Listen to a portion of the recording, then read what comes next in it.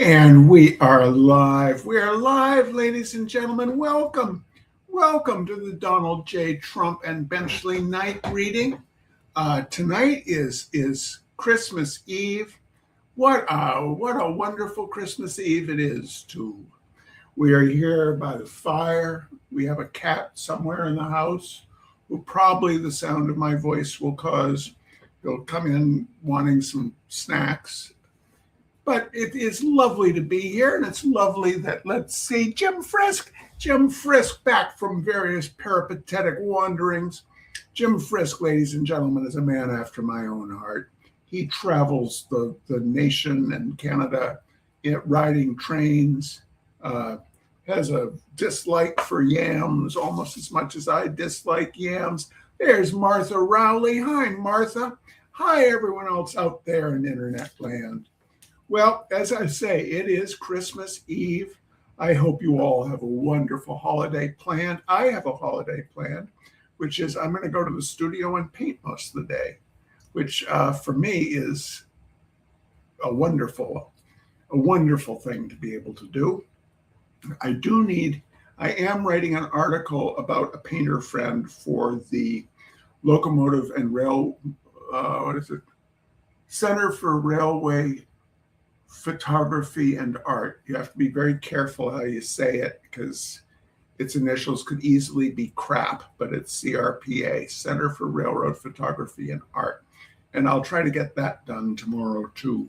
There's a wonderful painter friend named Tim Kelly who lives in Baltimore, and he goes down and paints at the Cass Scenic Railroad in Cass, West Virginia, most summers. And I'm doing an article about that. So painting and finishing that article, that's on my to-do list for tomorrow. Hey, Lori, what am I doing on tonight? We're celebrating Christmas Eve, Lori. That's what we're doing. Where's your cat? Is your cat with you, Lori? Jim is riding the Vermonter tomorrow to Brattleboro. Oh, to check out the miniature show, yeah. And he will wave to me while passing through Bellows Falls. Well, I will wave to him. I believe you have the engineer who thinks he is some sort of maestro on the horn. When he comes through town, he's always trying to play melodies on the locomotive horn. The problem is the locomotive horn doesn't play melodies. It just goes, whack. So it's whack, whack, whack, whack, whack, whack, whack, whack. It's like having a hyperactive child running the locomotive, but it's wonderful. Yes, Laurie, happy Christmas Eve. Buddy is snoozing on his favorite blanket. That's good. Those of you who don't know, Laurie up in Mount Holly, I think you're in Mount Holly, her cat Buddy last year was a indoor-outdoor cat, and he went for an adventure. He went for a walkabout that lasted several weeks, I think, but he returned, and now he is an indoor cat. Martha, yes, yep, Martha's plan. She is doing a flying trip to Amherst and back, but not on the train. You're driving, I assume, so you won't see Jim. Anyway, we are getting going now. We're going to have two readings tonight. Two readings, ladies and gentlemen. I checked and saw what I had read last year, and neither of these two were what I had read. Now, the last couple of years, I have read The Bird's Christmas Carol, which is what our mother used to read to us every Christmas and tear up. And it's just, it requires 2 nights. It's about an hour of reading. And I figured we'd take a break this year. So we're just having a personal favorite, which is No, Virginia, There Isn't a Santa Claus, which appeared in Spy magazine in 1991. And then my father's favorite Christmas story, Edith's Christmas Burglar by Robert Benchley. So gather round the fire, children, and a story I will tell about a brave young sailor you should remember well. And Nat Hunter, my very tall cousin, he is here. Oh, we're having lunch with Aunt Dee for Christmas. Well, tell Aunt Dee I am down to my last Royal Riviera pear, and it is nectar. It is nectar, Nat. Anyway, great everyone's here. Let's start it out with, no, Virginia, there isn't a Santa Claus. Do you believe in Santa Claus? Now, this is ostensibly written for children. This is a spy junior investigation. Do you believe in Santa Claus? This is a complex theological question that each child must decide for him or herself. Until now, that is. With the aid of computers, Spy Junior has conducted a rigorous statistical investigation into the question of Santa's existence. Be forewarned, however, you may not like the conclusions. We begin our investigation by assuming that Santa Claus really does exist. Now, if you have learned anything about human nature, you know it is highly unlikely that a normal man would choose, for no particular reason, to devote his life to making toys and delivering them to boys and girls the world over. But this is an objective inquiry, and questions of motivation are not relevant. We want only to know whether such a man could accomplish his mission. Santa's first obstacle is that no known species of reindeer can fly. However, scientists do estimate that out of the Earth's roughly 2 million species of living organisms, 300,000 or so have yet to be classified. So, even though most of these undiscovered species are insects and germs, we cannot rule out the possibility that a species of flying reindeer might in fact exist, and that no one besides Santa has ever seen them. A bigger obstacle for Santa is that there are 2 billion children under the age of 18 in the world. The good news that he needs to deliver presents only to Christian children, of which there are approximately 378 million, according to figures provided by the Population Reference Bureau. Let us assume that 15% of these Christian children have been naughty, I bet it says, have been naughty, and thus, like Muslim, Hindu, Jewish, and Buddhist children, are ineligible for gift getting.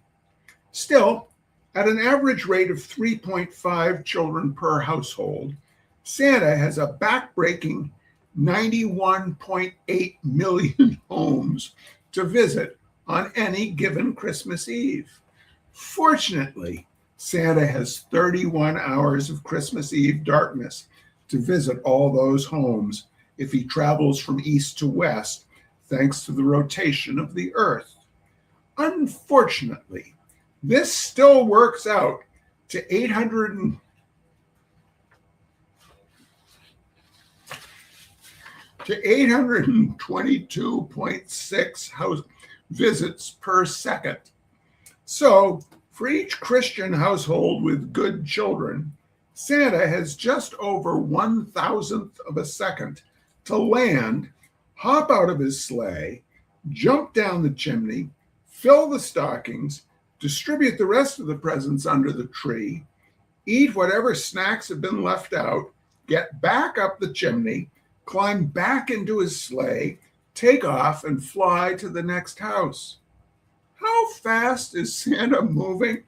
Assuming all 91.8 million stops are spread evenly over the Earth's landmass, Santa must travel 0.79 miles per household, a total trip of 72,522,000 miles. This is a conservative estimate. It does not include trips across oceans, feeding stops for reindeer, etc. Given the 31-hour time period, Santa's sleigh must maintain an average speed of 650 miles per second, or more than 3,000 times the speed of sound. To give you an idea of how fast this is, the fastest man-made vehicle ever built until 1991, the Ulysses space probe, travels at a relatively pokey pace of 27.4 miles per second, and conventional land-bound reindeer travel at a top speed of 15 miles per hour. But let's just assume that Santa's flying reindeer are somehow able to reach supersonic speeds, thanks, say, to the magic of Christmas. Let's take a closer look at Santa's vehicle, shall we?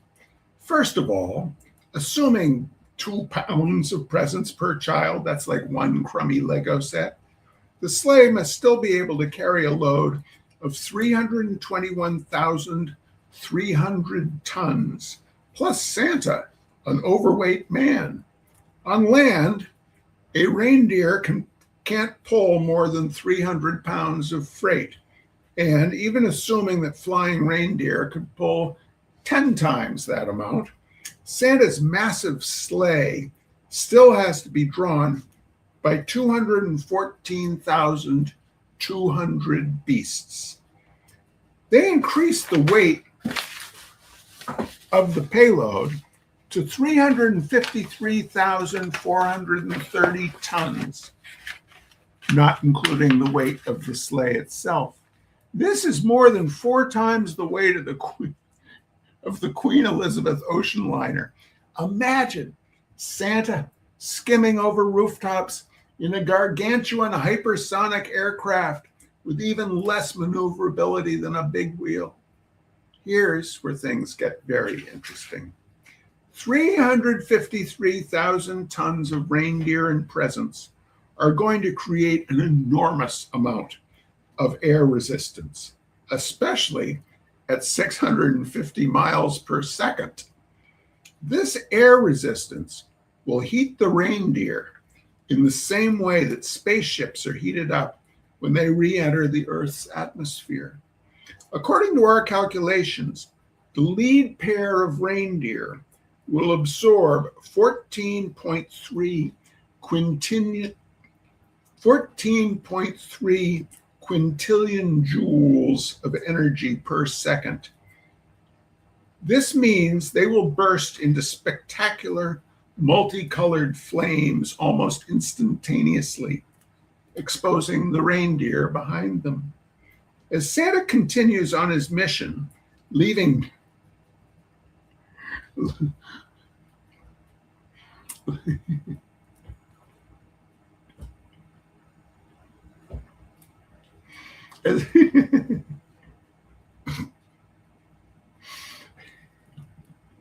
As Santa continues on his mission, leaving deafening sonic booms in his wake, charred reindeer will constantly be sloughed off. All 214,200 reindeer will be dead within 4.26 thousandth of a second. As for Santa, he will be subjected to centrifugal forces 17,500 and 0.06 times greater than gravity. A 250-pound Santa will be pinned to the back of his sleigh by 4,375,015 pounds of force after we deduct his weight. This force will kill Santa instantly, crushing his bones, pulverizing his flesh, and turning him into pink goo. In other words, if Santa tries to deliver presents on Christmas Eve to every qualified boy and girl on the face of the earth, he will be liquefied. If he even exists, he's already dead. So, where do the presents come from? Weirdly kind-hearted intruders? Stupid robbers? Magic? Your parents, maybe? We won't insult you. We won't insult your intelligence with the answer. All right, ladies and gentlemen, that is No, Virginia. There is not a Santa Claus. Oh, I love that story. Oh, I love that story. Now we take a little break, and I let you know that me and the unglet,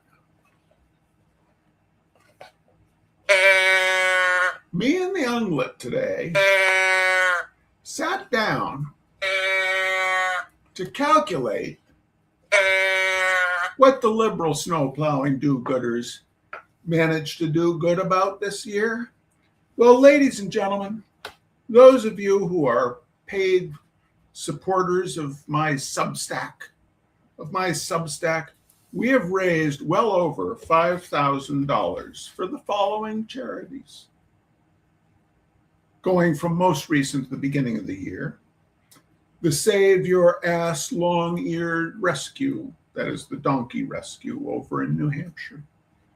The Jamaican farm workers whose farms were affected by the hurricane this year.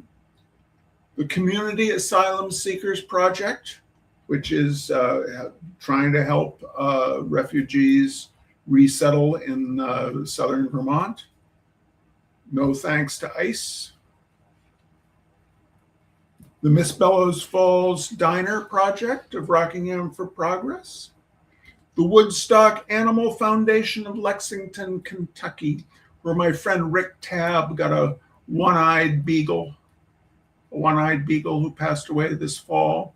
And Rick donated a painting of mine to the monthly charity auction. And it was purchased, and so we donated to that. That was the charity of his choice. To Stage 33 Live here in Bellows Falls, Mark Peepcorn's wonderful series of original live music that he operates as a labor of love outside my studio, where Studio Cat Corduroy used to supervise. She used to love the music there, especially Second Saturday Synth Fest. But check out Studio 33 Live. It is a wonderful series. The Texas flood relief efforts that we donated in conjunction with Plein Air Texas. The Windham County Humane Society.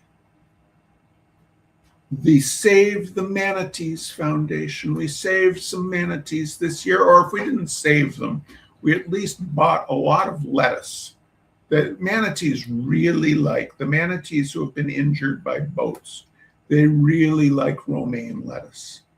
And so we bought a lot of romaine lettuce for them. The Freedom of the Press Foundation, and ProPublica, both doing yeoman work against the current oppressive regime. So I thank you. All those charities better thank you.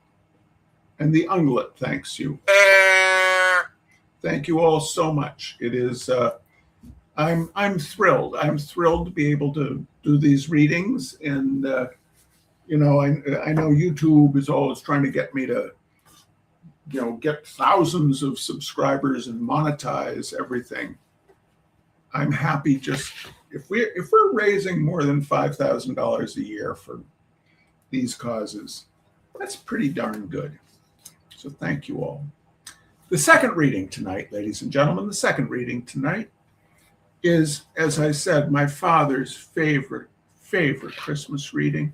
It was an antidote to Edith's Christmas Burglar, which was rather saccharine and a tearjerker.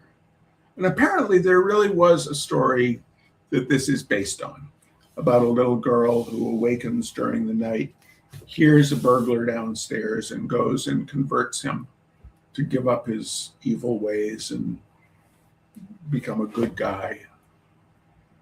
I think it's probably been a big influence on my brother William, who is always looking for the redemption in people. I'm a little more cynical than William. I'm more in Robert Benchley's camp, just put it that way. Edith's Christmas Burglar. It was the night before Christmas, and Editha was all agog. It was all so exciting, so exciting. From her little bed up in the nursery, she could hear Mumsy and Daddy downstairs putting the things on the tree and jamming her stocking full of broken candy and oranges. Hush! Daddy was speaking. Eva, he was saying to Mommy, it seems kind of silly to put this $10 gold piece that Aunt Isaac sent to Editha into her stocking. She's too young to know the value of money. It would be just a bauble to her. How about putting it in with the household money for the month? Editha would then get some of the food that was bought with it, and we would be $10 in. Dear old Daddy, always thinking of someone else. Editha wanted to jump out of bed right then and there and run down and throw her arms around his neck, perhaps shutting off his wind. You are right as usual, Hal, said Mumsy. Give me the gold piece and I will put it in with the home funds. In a pig's eye, I'll give you the gold piece, replied Daddy. You would nest it away somewhere until after Christmas and then go out and buy yourself a muff with it.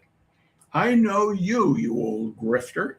And from the sound which followed, Editha knew that Mumsy was kissing Daddy. Did ever a little girl have two such darling parents? And hugging her teddy bear close to her, Editha rolled over and went to sleep. She awoke suddenly with the feeling that someone was downstairs. It was quite dark, and the radio-light traveling clock, which stood by her bedside, said 8 o'clock. But as the radio-light traveling clock hadn't been running since Easter, she knew that that could not be the right time. She knew that it must be somewhere between 3 and 4 in the morning, however, because the blanket had slipped off her bed, and the blanket always slipped off her bed between 3 and 4 in the morning. And now, to take up the question of who it was downstairs. At first, she thought it might be Daddy. Often, Daddy sat up very late, working on a case of scotch, and at such times, she would hear him downstairs counting to himself. But whoever was there now was being very quiet. It was only when he jammed against the china cabinet or joggled the dinner gong that she could tell that anyone was there at all. It was evidently a stranger. Of course, it might be that the old folks had been right all along and that there really was a Santa Claus after all, but Editha dismissed this supposition at once. The old folks had never been right about anything before, and what chance was there of that starting in to be and what chance was there of their starting to be right? And what chance was there of their starting in to be right now? I'm never going to read this sentence correctly. And what chance was there of their starting in to be right now at their age? None at all. It couldn't be Santa, that jolly old soul.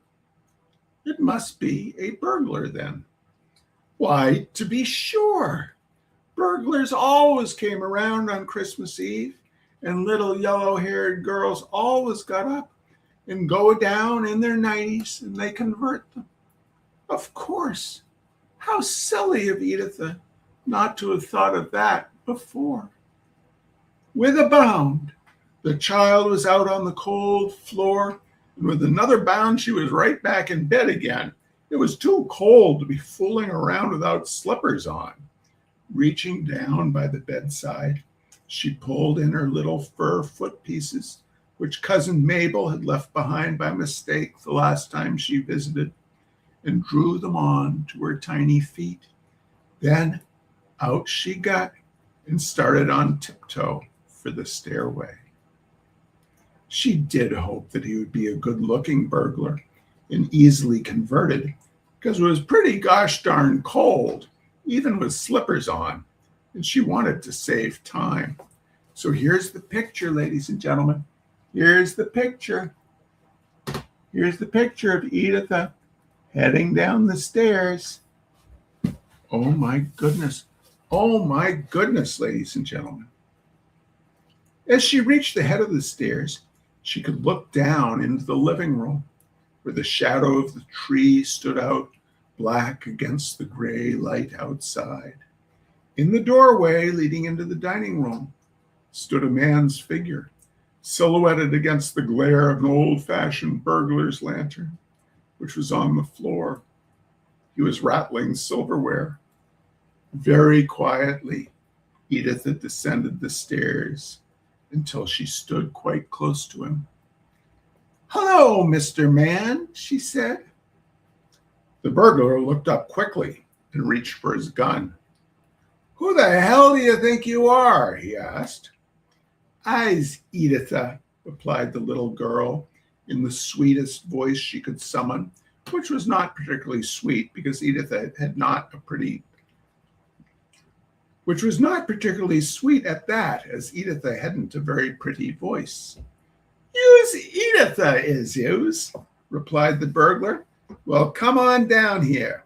Grandpa wants to speak to you." "You's is not my drampa," said the tot, getting her baby talk and her tough talk slightly mixed. "You's is a great, big, bad burglar." "All right, kitty," replied the man, "have it your own way. But come on down. I want to show you how you can make smoke come out of your eyes. It's a Christmas game." "This guy is as good as converted already," thought Editha to herself. "Right away, he starts wanting to teach me games. Next, he'll be telling me I remind him of his little girl at home." So with a light heart, she came the rest of the way downstairs and stood facing the burly stranger. "Sit down, Editha," he said, and gave her a hearty push, which sent her down heavily onto the floor. "And stay there, or I'll mash you one on that baby nose of yours." This was not in the schedule as Editha had read it in the books, but it doubtless was this particular burglar's way of having a little fun. He did have nice eyes, too. "That's naughty to do," she said scoldingly. "Yeah?" said the burglar, and sent her spinning against the wall. "I guess you need attention, kid. You can't be trusted." Whereupon he slapped the little girl. This is very violent, ladies and gentlemen. This is very violent.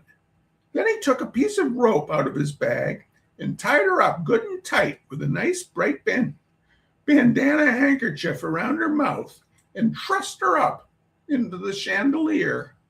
"Now you hang there," he said, "and make believe you're a Christmas present, and if you open your yap, I'll set fire to you."